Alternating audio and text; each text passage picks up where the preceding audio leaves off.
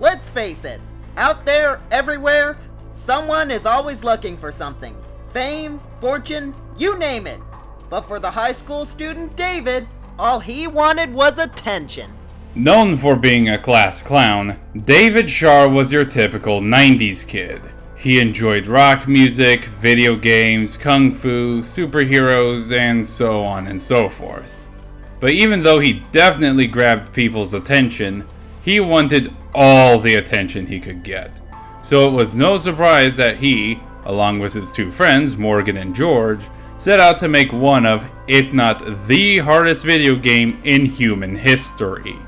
And they succeeded in doing that. And they called this game Battletoads.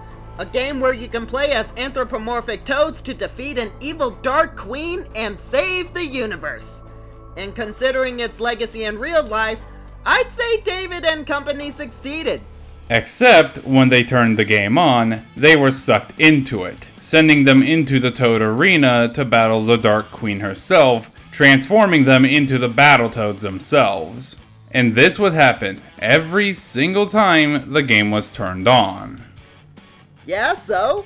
I still say the attention grabber got what he wanted. He could now save the entire universe in the game for all to see.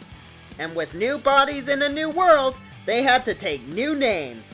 While Morgan became known as Zitz and George became known as Pimple, David became known as the cool dude Rash.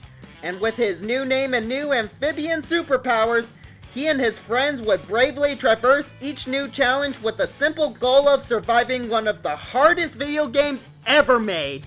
And yes, because of this origin story, the game's legendary difficulty is canon. But if you want to know how Rash is able to pull off such a feat, be sure to come back when the full episode is released. And be sure to check out his opponent, Michelangelo.